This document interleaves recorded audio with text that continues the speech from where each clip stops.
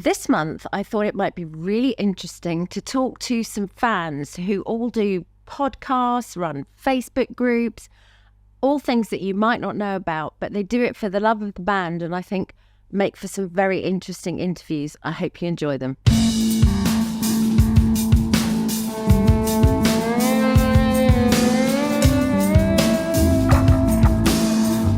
Good morning, Anne, and welcome to this episode of Marillion Monthly. Hi, Lucy, and thank you very much for having me.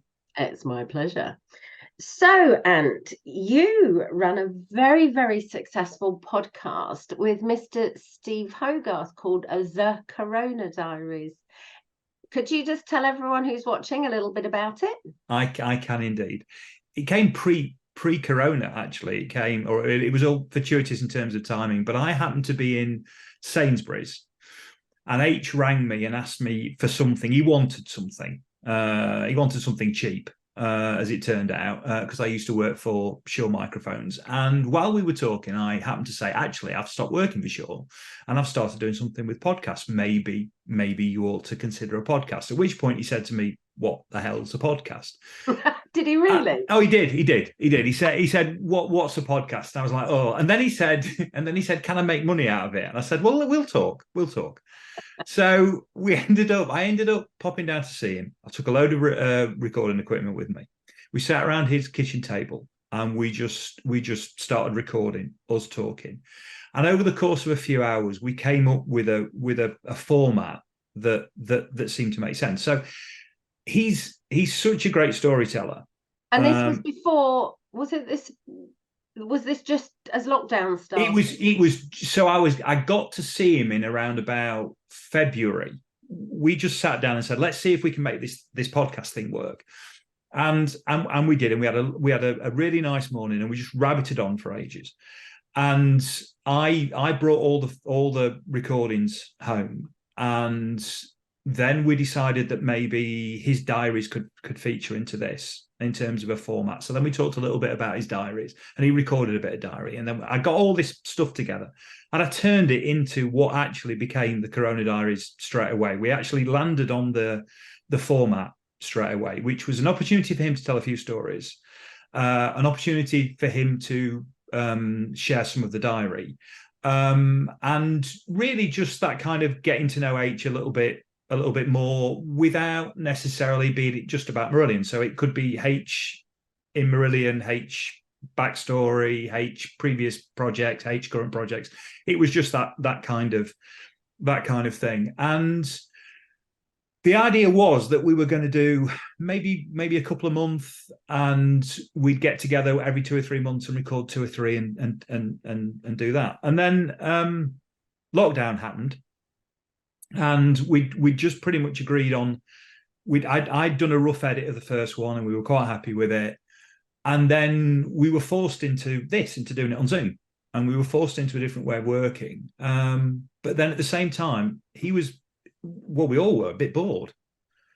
So before we launched, we kind of looked at each other and said, could we do this once a week? And once we'd worked out the tech and how we could do it this way round, then we were like, yeah, we can do it once a week. And then we started to look at how much diary had gone and realized that if we broke it down, we could get, I think I remember saying to him, do you know, we do about 200 episodes if we did 3 pages of diary every single week. And both of us looked at each other as if to say, if this gets past half a dozen, it'll be a minor miracle. H said to me that the point of reading the diaries out was that so you could use the audio to do an audio book at the end of all this. Is that still the point? That's still the plan. So he up front said, I've tried to record the diaries and literally I can't be asked. I get 3 or 4 pages in and I'm bored. And so it was like, well, if we include the diary, you can do 3 pages a week, and by the time we've finished, you'll be a long way towards your audio book. Never thinking it would go on this long. Yeah, I was going to say, here you are nearly 3 years later. How many episodes has there been? We've just recorded episode 184. Fabulous. So anyone who's watching this that hasn't heard it would you suggest that they start at the beginning, or can they just dip in and out with? I would suggest they start at the beginning, because the first 3 or 4 episodes are the entry into a well, yes, actually we're quite well put together. No, the first three or four, a lot of the terminology, a lot of the ideas, a lot of the things that we keep referring to, you actually get in the first half a dozen episodes. You don't have to listen to them all in sequence. Were you and are you a Marillion fan? Yes, absolutely a Marillion fan, and I'm kind of in that. I'm not from the beginning, so I don't go back to 82, 83, all that kind of thing. And I haven't got a story about seeing the band before anybody was in it playing a little club in wherever. I was aware of Kaylee, I was aware of Lavender, I was aware of Sugar Mice. So I knew the singles through the 80s. The first album I got was Thieving My Pipe, which is a live album, which I was kind of attracted to because it had most of the singles on it. Then I heard Season's End, and I thought Season's End sounded really fresh, and I loved H's vocals, and so I discovered older Marillion and went backwards to do it. But actually, my love affair with the band really was from Season's End onwards. So I fall into the H camp, not because because I've got a load of the Fish stuff and I've seen Fish and what have you. It's because my lived experience is from Season's End onwards. Yeah. So the first album that I got the first album that came along when I classed myself as a fan was Holidays. And I actually went to the Holidays launch party at the Borderline Club. Would you say, because people ask me this question, has working with H on these podcasts, has it made you more or less of a fan? The same. That's a real tough question, actually, because I kind of had got to know a load of you anyway before we started the podcast, because I had some contact through Shaw and what have you. I'd got to know, Frenchie, I'd got to know you a bit. I'd got to know pretty much everybody in the band. So that kind of wall had already been broken a little bit. And it does change it. It does change it when it's a little bit like Disney. If you go to Disney, you don't see what's going on. Disney is magic. And the reason it's magic is because of the mystique, because they hide everything from you. When you step into Racket, that mystique is slightly broken. I know everyone thinks that the Racket Club does look like Disneyland, and the few people that have turned up have gone, oh. It's an industrial unit, isn't it? Let's be honest. It's messy, isn't it? I'm almost like, there's almost like two versions of me. There's a version of me that knows Marillion and knows people involved and has that relationship and sees it for what it is. And it's an incredible thing in terms of and what is produced by such a small number of people. It is phenomenal, and there's a team effort and everything is just brilliant. But then there's also a bit of me that when I listen to Afraid of Sunlight, or when I listen to Happiness is the Road, or when I listen to Fear, what have you, is back at the fan bit in awe of everything and what have you. So it's just it's almost a hats thing. It's if I've got my working with Marillion, which is an absolute joy and a pleasure, hat on, then I see that for what it is. And if it's me with my earphones on listening to Brave, then I'm back where I was. Yeah. I'm very lucky, and the day this stops is the day I probably have to find a new job. But at the moment, I can still stand in the audience at a Marillion gig and forget that I know them all. Yeah. Forget that I'm married to the drummer. Yeah. I'm actually watching the band I love. Just talking about the fan side of things. Do you obviously have become known through a lot, because this podcast is a Patreon, isn't it? It is. And I know that you've got contact with a lot of the fans. Are you enjoying meeting the fans? Oh, I mean, they're an incredible bunch. I mean, there is no. I mean, look, to say Marillion fans are unique is disingenuous to other bands that have a similar sort of thing. To say that Marillion did this first is perfectly fair, and to say they were trailblazing is absolutely fair. Lots of people feel this way about their own bands. I think the one thing you find in that, whether it be a Marillion fan, whether you be a fan of Hue and Cry or whoever it might be, that thing that runs through those fans is the same.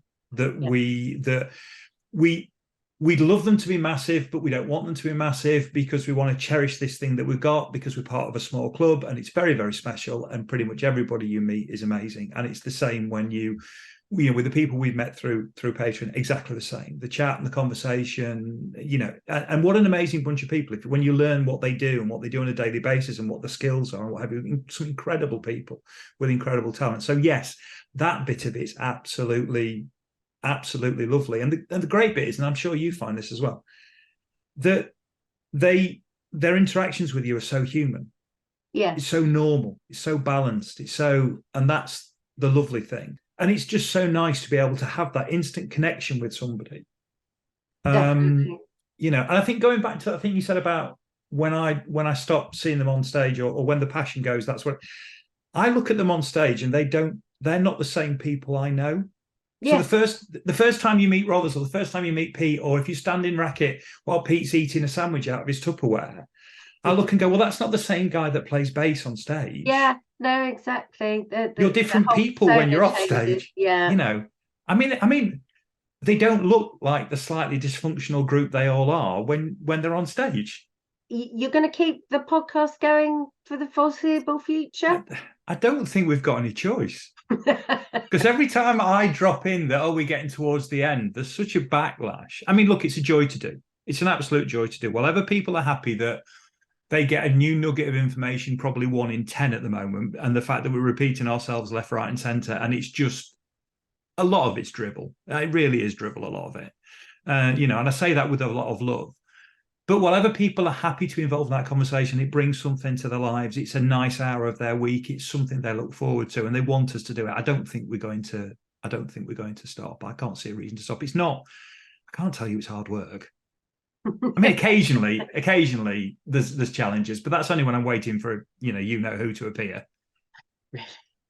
Well, I for anyone watching, I would recommend. I can't say hand on heart I've listened to all 185 episodes, but I have listened to quite a few, and I find them very enjoyable. And I obviously know H very well, so and I've learned some things. So so if I've learned some things, then if you don't know anything, I really think people should take the time to have a listen, and they can.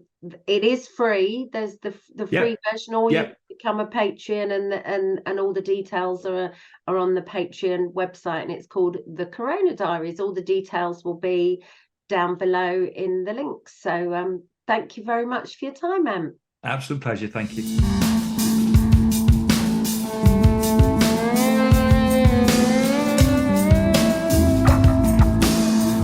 Good morning, Paul and Sanja, and welcome to Marillion Monthly. Thank you, Lucy. Thank you. Lovely to be here. Yes. Would you like to tell the viewers a little bit about what you do? Well, we do a podcast about Marillion, but it's about more than that. I think it's about marrying into that family, and we're sort of the married couple that I think is reflected across that entire Marillion fandom. You sort of have seen this so many times of people who signed up for getting hitched to someone, and then there was all this other stuff that came with them, which was the fans and the band and the merch and the albums and just the what it's like. And Sanja is that. When did you start it? We started 3-4 years ago. It was during, like everyone else, we started a podcast during the pandemic. In lockdown. That's what people did, didn't they? I think they hoarded toilet rolls and started a podcast. So we're looking for something to do, because we've got a YouTube channel. We do stuff on there, and we were just trying to find the obvious kind of topic to do something on. And then it was like, it just hit me like a bolt out of the blue. It's like, what am I most obsessed with? Well, it's Marillion. What are we not doing on Marillion? But we had this extra element that Sanja grew up in Australia, so she had no knowledge. Didn't know about the baggage till I met you. Yes, till you met me, and then Sounds That Can't Be Made came out, and you saw me sitting there by the post box, kind of. People chase the postman down the road on numerous occasions to say, "Are you sure you don't have anything for number 52?" So that was her first proper experience of what it's like. What's the podcast called, Paul? It's called Between You and Me. It gets shortened to Bian Pod. the Ampod, because that's Yeah. between you and me is a mouthful. So Yes. you've been doing it 3 years now. So what's the rough? Don't worry, all the links for these podcasts, etc., will be in the comments below so people can hear. But what's the rough format of your podcast? Well, we're sort of doing the albums chronologically, but Sort of. we are doing them chronologically, but there's a lot of stuff in between where we kind of try and pick up. Yeah, we try and be current. So if we've gone to a gig, we recently did an episode on H Natural at the Crooked Billet. So we did that, didn't we? Which was lovely. And so we try to do the current stuff, but we look at, I don't know, things from a slightly different angle, because we met. I realise I'm doing all the talking. Sorry. That's okay. Faster than me. It always takes me a while to try and process. But we met up doing a counselling course. We were training to become psychotherapists. I'm not. I mean, neither of us are anymore. We that's where we met. So we've kind of got this thing of where we go quite deep into the lyrics, but also what we're feeling at the time that I heard the album, what it makes Sanja feel like listening to it now for the first time, something that we, when we do the ones that you haven't heard before. Yeah. So we get quite touchy-feely with it all, shall we say? Yeah, like I'll try and guess what I think a song is about, and then Paul will tell me if I'm right or wrong, usually wrong. My favourite one was when you said King of Sunset Town. Oh, you asked me whether it was about a man who runs a fun fair. Which I never forgot. You actually had Steve H on as a guest, didn't you? On an episode. Our cat has decided to meow at she us. wants to leave. If anyone watches or listens to the podcast, they'll know that's a regular occurrence. Yeah, and that's well, I could get my dogs. Same thing. If the postman comes in a minute, we'll hear my dogs barking, and then maybe we can have a cat and dog fight on screen. Yeah, yes. Yeah. But yeah, we had H on, we've had Mark, and we've had you on. And we interviewed your predecessor, John Arneson, as well. So we do interviews from time to time. We're a sort of grab bag, but it's always from that perspective of Sanja being a relative newcomer to it all, and me being someone who's been a fan since he was 13 or 14. So, we sort of, part of the reason we went for that format as much as anything is because we wanted to kind of invite new people in and try and, again, I think this is something that anyone who's a long-term Marillion fan gets, that whole idea of Marillionizing people, of trying to kind of get across. Sanja, are you Marillionized? I am. Yes, I have been fully Marillionized. Yeah. It's like, I did, Paul was very successful at Marillionizing me, because he would put them on in the car. And so as we went on journeys, and maybe we'd be chatting or something, and they'd be on in the background, but I'd never really had a chance to sit. Well, I probably had a chance, but I'd never taken the opportunity to sit and listen to myself and just sort of have that personal experience. And it was during the Marillion weekend when the band played Marbles. Oh, yeah. Paul went before me. He went earlier in the day, and I joined him later on. So I was at home by myself in the morning, and I thought, I'm gonna have a look at the lyrics and just kind of like try and immerse myself into the music so I can familiarize myself a bit better. And so it was just like doing it that way, having the lyrics and listening to the music was such a different experience. It took it to the next level. And then when I was there at the weekend, it just again, took that experience to the next level again.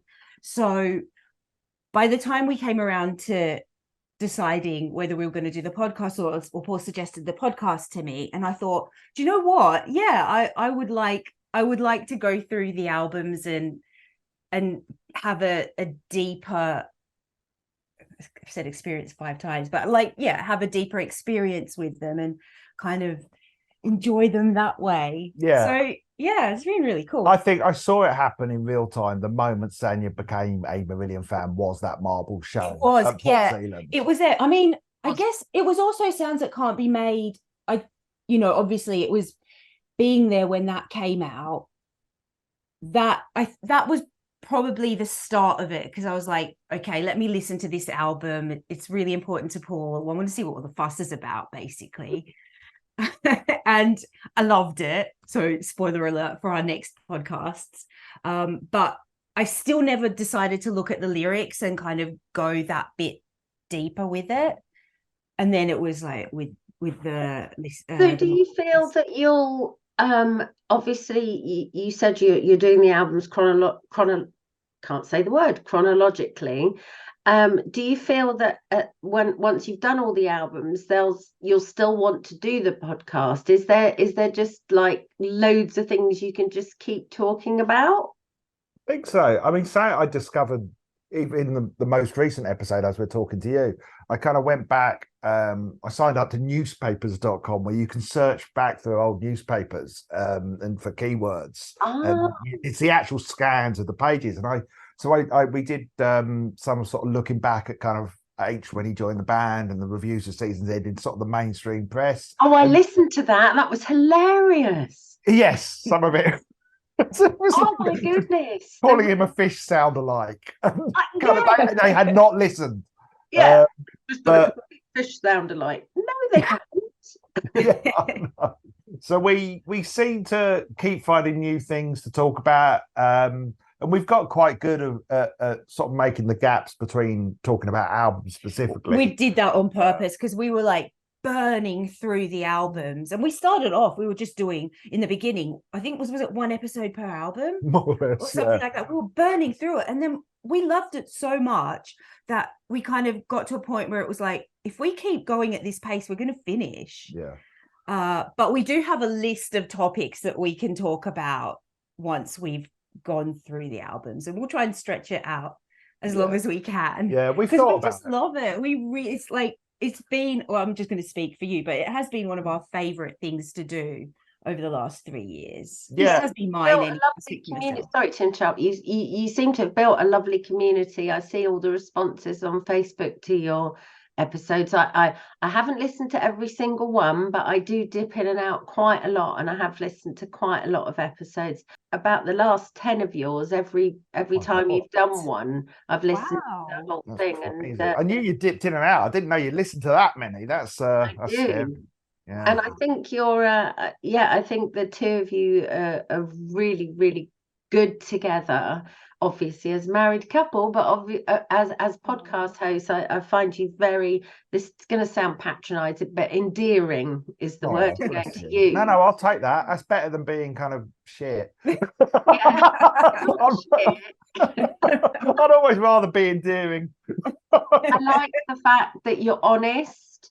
I think that if anyone's watching this, and go and listen to their podcast, because I think you'll find that these are two very honest people. You're not sycophantic. You don't blow smoke up the arse of the artist. You say how you feel. I mean, Paul, what was it you were ranting about a song, and you and I on Facebook, I was saying, well, you're just wrong. What song was it? What one was that? We were, but it was part of, again, that sort of baked into the format. Because we know we brought some of our own audience with us that we already had prior to doing the podcast. We knew they were going to listen, and I didn't want them kind of just coming in and thinking we were Moonies and just going, we love everything. But it's Marillion. We've been taught to wear our hearts on our sleeves and show our feelings, and that they're nothing to be afraid of. And sometimes, our feelings aren't always, roses and lavender, quite literally. And, But your word, but it's what I was saying about you choose your words very well. I don't think anyone should be worried about listening to your podcast and thinking, oh, well, he's just going to say he doesn't like this and it's my favorite song. You also very clear why you maybe don't like something. You're very clear if you disagree with something. What I can't stand with social media, and I'm looping this podcast into social media, is when people just go, it's shit, and they don't explain why they feel like that. Because actually, if people you know, and it's what I find a lot in my job, you know, with the social aspect with all the fans. If someone says, I don't like that Marillion have done this and this is why, and they've chosen their words, I'll listen. If someone just says that's shit, yeah. I But just that's scroll. it comes from a job, because I write for TV. That's what I do. That's my day job. And if you're in a writer's room or creative situation and someone just says, I don't like that, it's shit, you know, and you don't explore it, you don't get to the kind of really good stuff. So I've kind of been trained, you know, to to explain why you like something as well. I think is just, I get annoyed when people just go, it's brilliant, full stop. Yeah. It's brilliant. You know, Yeah. just explain everything. So tell the viewers what's coming up in your next few episodes. The next few, we're launching into sounds that can't be made. So we normally try to we ease ourselves in with a kind of recap of the gap between albums. So we did less is more, didn't we? Mm-hmm. Not so long ago. So we'll kind of, you know, talk about key gigs, and yeah, it's great that the website, marillion.com, has all the old news archive on there, because that's great for sort of putting things in context.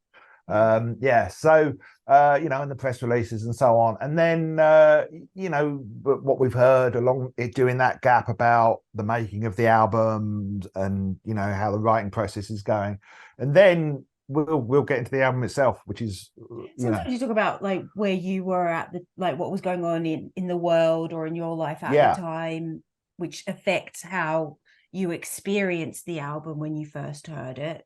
And then we can explore whether that's changed from your first listen or first listens and to your current listens going back to it. Yeah. So it's kind of like a bit of a journey through time. And then we talk about the songs and which ones we like and which ones we don't like. Lucky man. See, you're wrong on that. We'll have a stand-up row about that later. Thank you so much for your time, and good luck, and we'll see you at the next Marillion weekend or gig. Are you coming to any of the gigs? We're doing Roundhouse. Not missing that. See you in London. Definitely. Okay. Brilliant.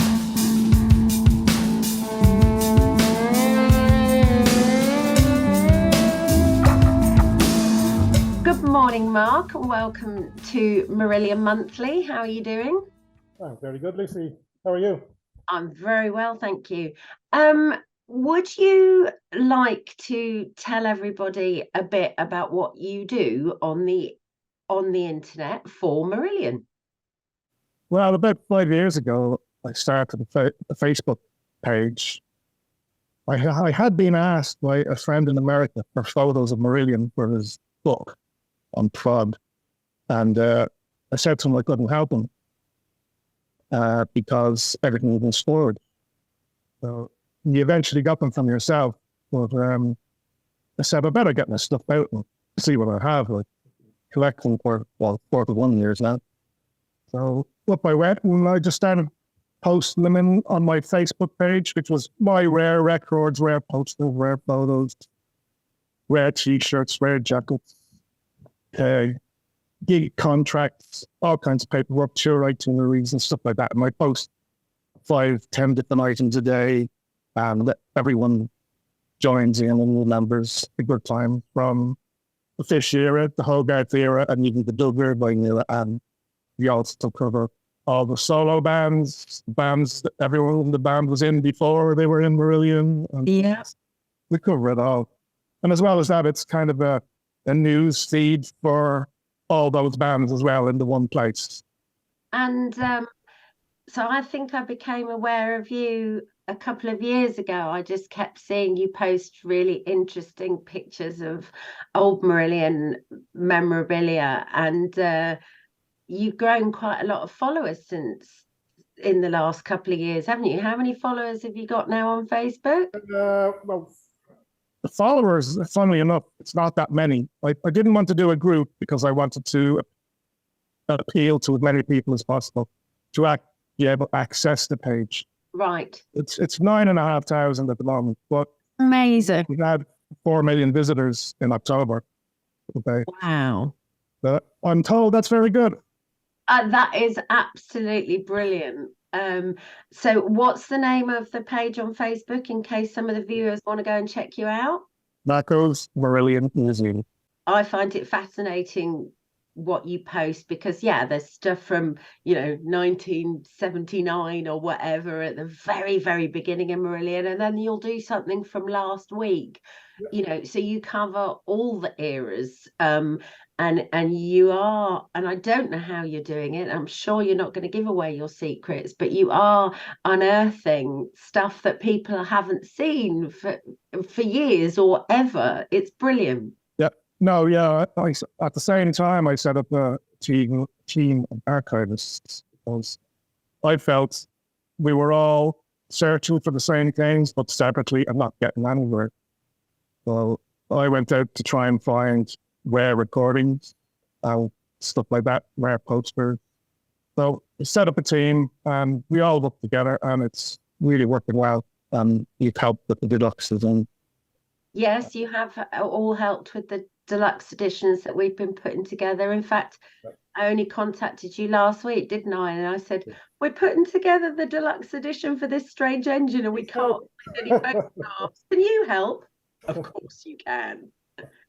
What's been your favourite thing you've unearthed so far?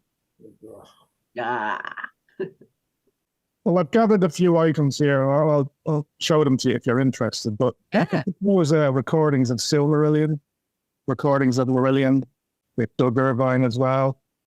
Fish and Diz demos that their audition tape for to join Marillion. I said that to Fish a couple of weeks ago, and he's playing a couple of songs on his show. Well, he's thrilled with that. That type of stuff, Misplaced Childhood, different demos. We found that as well. Yeah, where are you finding all these things? In a cupboard? He's not telling me his secret. I'm not telling you on air. Oh yeah, all right, we'll press stop. All right. I have my sources. No, I used to be a dealer and record collector in the 80s. So it was nice. I did the record collector special last year with Joe Candle, the Marillion one. Yes. That was really good. I've basically networked for decades. I'm in touch with a lot of people. So my theory is to buy things before they're on sale. That's my trick, really, So you've obviously been a Marillion fan for a long time and still are. Hooray! Yeah, and they're better than ever. The band still. Well, I saw you I can't even speak. I saw you at some gigs on this last tour, and you thoroughly enjoyed yourself. I did indeed. Amazing shows, and thanks for your hospitality. It's amazing. If someone who's watching this thinks, do you know what? I've got a really rare piece of memorabilia that I'd love everyone to see. Should they just send you a message on Facebook and you'd get back to them? They've been doing that. I get messages every day. People send me photos. I share a website with Andre Kreutzmann, the Marillion setlist website. I don't know if you know that. And it's a day-by-day history of the band with photos, of ticket stubs and all that kind of stuff. So people send it to us all the time. And it's amazing. So there's always new stuff coming in. So it's not really my page anymore. It's the fans' page. It's fantastic. I think we'll put a link after this interview. I think we'll put a link on our Facebook, on our Marillion.com website, so that it's actually got an official link so people can see it, because I think it's a brilliant resource and I love it. And long may you continue to keep unearthing things. Thank you very much indeed. Is there anything you'd like to add, or should we wrap it up there? No, well, I got a few things here. I just grabbed a few things. Go on then. See them for people who might not know. Yeah, go on. That is the very, very first Marillion record ever. Huh? And what is it? That's the Market Square Heroes Trident Studios acetate. Congratulations. Very, very first Marillion record ever. I have that 40 years. You've had that 40 years? I have it 40 years, yeah. Oh, brilliant. It's We'll have a little item here. That is Doug Irvine's copy of The Silmarillion. That's the actual book. Not a book, it's the book The book that inspired the name. that inspired the name. Did you steal that from him, or did he give it to you? No, I got that from Steph, his wife. Fantastic. Yeah. Love it. And I'll do one more. Go on. So we do have everything. Where do you keep this in your house? All up in the attic? No, the 5 rooms full of stuff. I keep them in plastic boxes. I've only so much wall space, you know. This is the Jester's violin. From From the script for a Jester's Tear album cover. I got that from Marko. He gave that to me. That's the kind of stuff we have. That's the kind of stuff they have, viewers. I honestly suggest you go and follow Mark's page if you're on Facebook, because it's a daily fascination, and they're a lovely bunch of people. So thumbs up from the band, and keep doing it, Mark. Thank you for all your support and the support of the guys in the band. It's been amazing. My pleasure. Thank you for your time. Thank you, Lucy.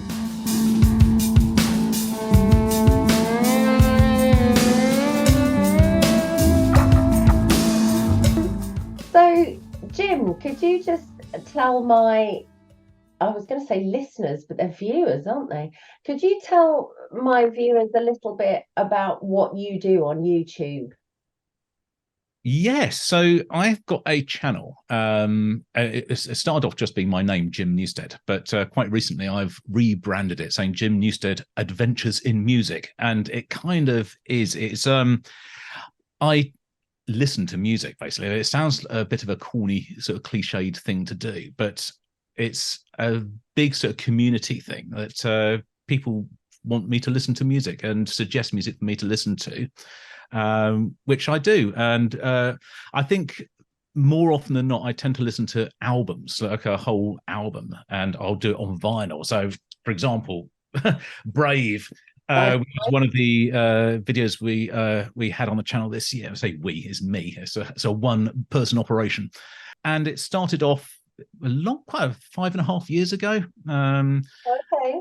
and really just as by accident, I'd seen a lot of these reaction videos online, and I discovered some music that way. And I thought it would be a fun way to share something with a few of my friends, which I did. And they never watched it, but quite a lot of other people did. And then I got people commenting on it. I thought, oh my goodness, this is a bit scary. What do I do? So I just ignore it and walk away. And I did for a week. I said, no, I can't. People are talking to me. So I started replying, and then people were saying, oh, you should listen to this, or you should listen to that. And after a few weeks, all of a sudden, a Marillion request popped up for a track called Neverland.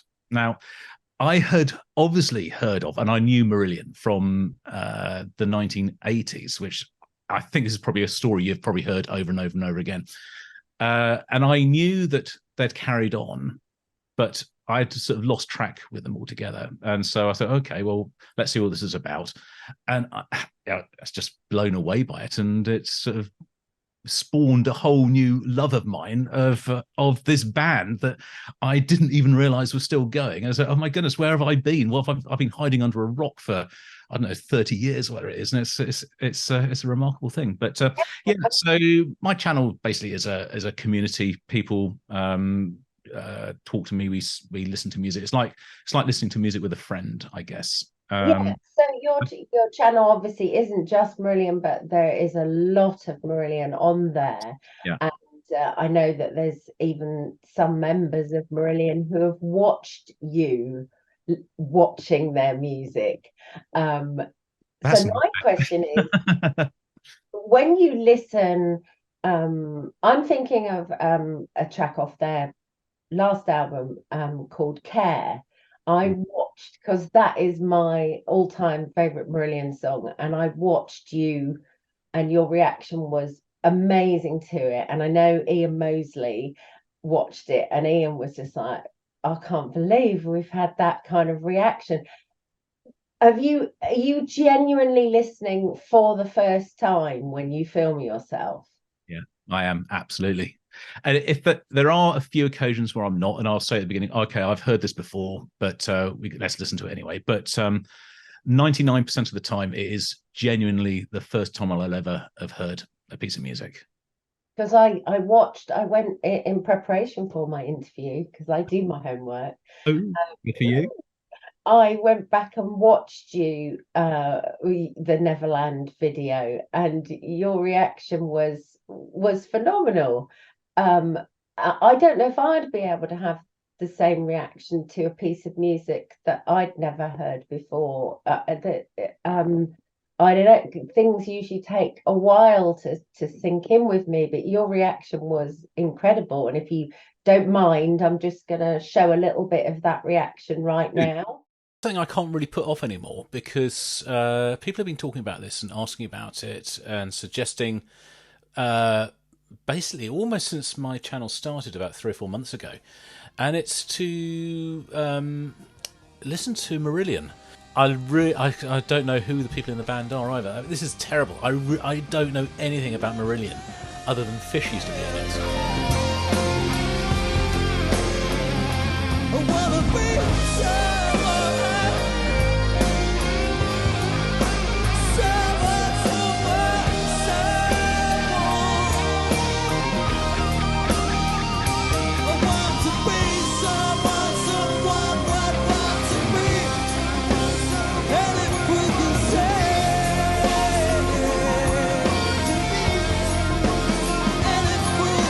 Oh, Jim, what have you been doing with your life?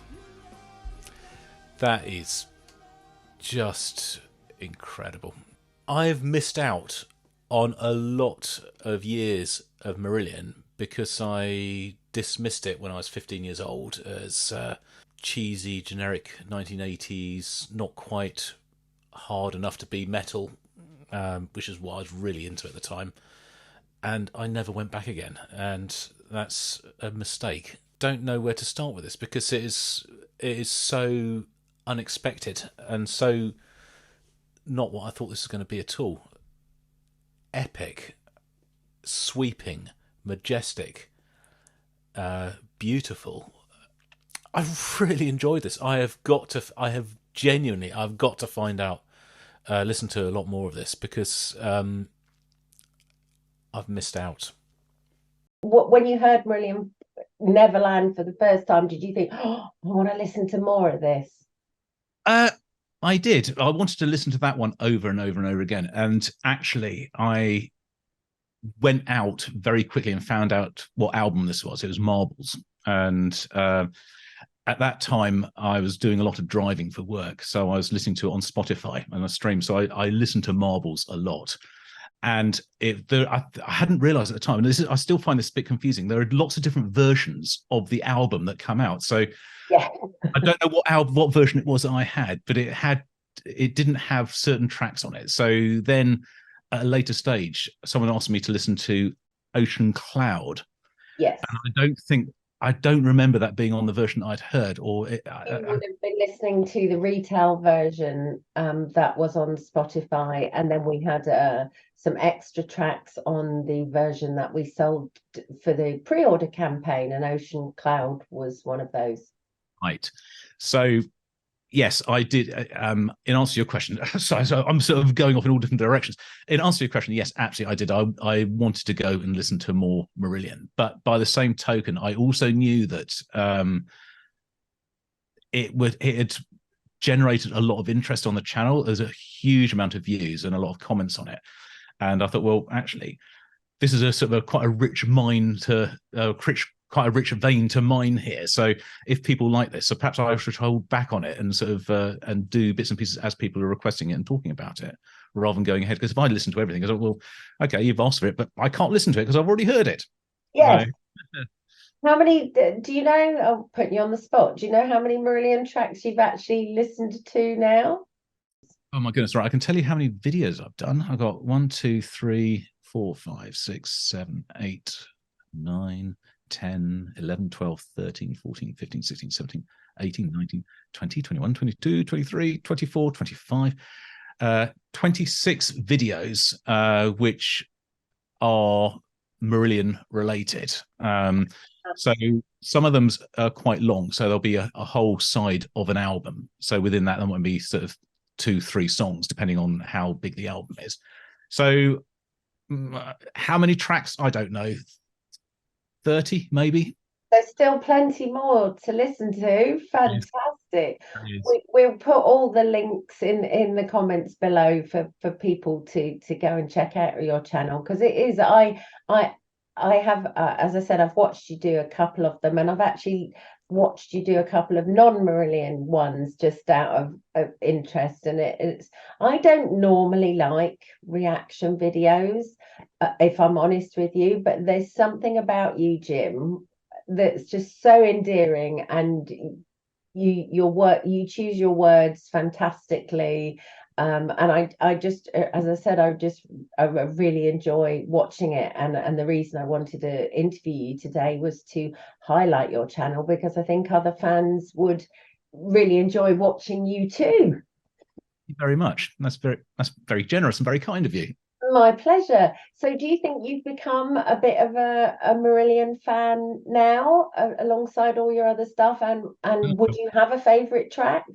I absolutely would say yes, I am a fan. I've got a lot. I don't know if you can see.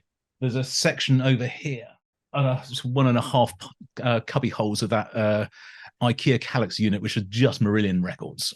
So there's a lot in there. The whole of the back one there is Marillion. What a surprise! There's been quite a few new releases in the last year or so, or re-releases, I should say. So I've gone out of my way to make sure I've got those.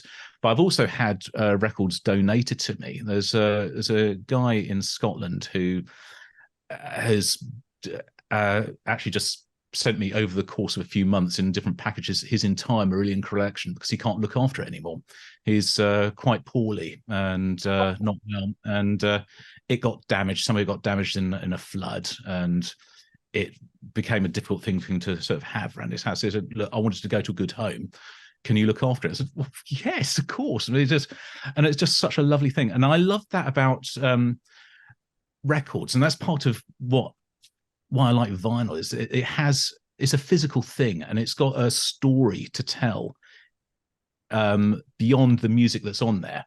The actual, it's been in someone else's hands, it's been in someone else's life, and an old, scuffed and slightly scratchy record is far more interesting to listen to in many ways than a brand new one which is clean and an audiophile version. Oh, I love obviously a clean audiophile version of a record, but it's an old novel or a record, or a book that's got dog-eared and people have written notes in it.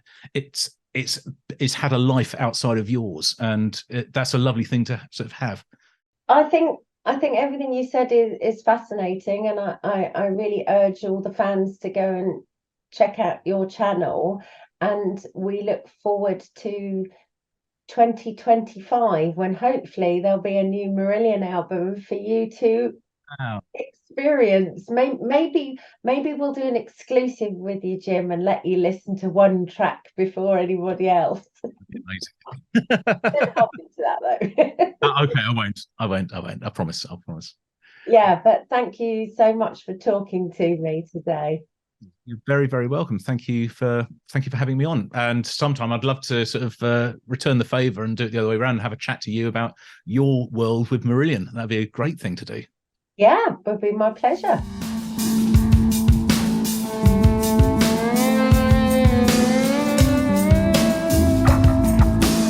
Hello, Craig and John, and welcome to this episode of Marillion Monthly. Hello. Hello. Hello. Would you like to tell my viewers a little bit about what you do? We have a podcast, a Marillion and Fish podcast called Planet Marzipan, where we basically talk like we talk in the pub before a gig and after a gig about the band. But what we love, what we hate, and well, mostly what we love. what we love, what we hate. What made you decide to do a podcast? Craig is the answer to that. Craig kind of drove the idea. We've kicked the idea around for about a year or so, haven't we? Yeah, and I wasn't sure that there were any legs in it, if I'm honest, because it is literally just us chatting about the band, making jokes, in jokes, being irreverent at times, and talking about the band that we love. Well, you're reasonably new at it, so 6 weeks. We are 6 weeks at the time of filming. So what have you? How do you feel it's going? Really well, really well. I mean, we actually kind of charted in the Spotify charts and quite high in Amazon charts and things like that within the first week or so, which was absolutely amazing. And so people seem to like what we do. So we just keep it on. And you obviously enjoy doing what you're doing. Oh, it's a laugh. Yeah, absolutely. The feedback's been lovely. Loads of people have been very complimentary about it. And we're going to try it. It's not just going to be Craig and myself. We're getting our friends involved. We're getting people that we know from around the country from going to gigs. They're going to be involved in it. So it's not just Craig and my thoughts. We've got some special guests lined up. We've been very lucky to have yourself on the pod already. Early out the doors. That's me. Well, to start, it's all downhill from there. We start with the best, and then. I just wondered what made you want to start one. Earlier on today, I interviewed Paul and Sanja from the Between You and Me podcast, and they've been going for 3 years. Yeah. Do you listen to them? Did you think I'd like to do this, but we could do it slightly differently? In which case, what is your difference? I think I'm a subscriber to Paul and Sanja's pod and also to the Corona Diaries, and I listen to them religiously. I think Paul and Sanja have got a really unique angle in that Paul's a long-term fan and Sanja's kind of discovering the albums as they get to them. Yeah. Great. We don't have that at all. We are just two grizzled old fans, me much older than him. And we've got our views, and they're our views. But yeah, I mean, we've been friends for like nearly 30 years, and we've been. Craig was 6 when I met him. Oh yes, I usually say 12. But yeah, we've been going to gigs together for 30 years now, and we talk rubbish like everybody else. We thought we've got a decent knowledge of the band and its history, and we know a lot of people who want to be involved and who want to have a bit of a say in everything like that. So we thought we'd just give it a go. I've seen some of the reviews you've been getting, and that the fans seem to really be enjoying it. We'll put all the details in the comments below so that people that are watching this know where to come and listen. Do you do it weekly? Are you intending to keep that up, or? Yeah, we record on a Tuesday night, and then the following Tuesday early in the morning that episode goes out. Craig has carte blanche with the editorial stuff. He's Mr. Audio, and when I've said something that's not correct, and I realised that on the Thursday after we recorded on the Tuesday, I just asked Craig to cut it out. So there goes my weekend. Yeah. Oh, I think we're going to stay weekly. We might drop an odd special episode in. We want to do things around when the band releases things, so we've tended to focus on the Warner's boxes because they're pretty recent. We're planning to do something on the Port Zealand release when that hits in a couple of weeks' time. But now we're not doing it in any sort of chronological order. Right. It's whatever takes out a fancy in the week. Yeah, so you're going to cover the music. You talk about gigs and things, as well, just general memories and merriment. So why would you give me a sales pitch? Look at the camera, give me the sales pitch to the people watching, and tell them why they should listen to your podcast. Go on, John. You're the talker. Why should you listen to our podcast? Because we were there. We lived. Well, I was there he kind of joined in halfway through, but I lived it. You know, we went to the gigs, we went to the script gigs onwards, and it's just a different angle on it. You know, you might not agree with everything we say, but it's just an opinion. Everybody's got an opinion. And you've got a Facebook page, haven't you, so that people can give you their opinions and maybe argue with you if they thought differently? Well, yes, there is that. We do run polls from time to time. There's a poll running currently for the rest of this month, but at time of recording, which is off the back of the podcast that we did with yourself. Is it about Supertramp again? It could be our Supertramp prog. Everybody knows the answer to that one. I won't dwell on that. Yeah, if you want to know what the argument is, viewers, please listen to that episode. Ian Mosley turns up at the end of the episode as well and joins in that very conversation. So I'm sure you'll enjoy it. But yeah, if you go to the gigs and you have your chats with your mates in the pub, this is just an extension of that, really. We want more interaction with our listeners. We appreciate everything that they've said so far. We're getting people sending regular emails in. So it's all building. You know, we aspire to be where Paul and Sanja are with hundreds of episodes. It's a fantastic wealth of stuff they've covered. And as long as people listen, we'll keep doing it. Well, I wish you all the very best with it, and thank you for talking to me today. And hopefully some fans will watch this and want to come and listen to your podcast. Thank you very much for your time. Thank you very much for inviting us. See you later. See you on tour.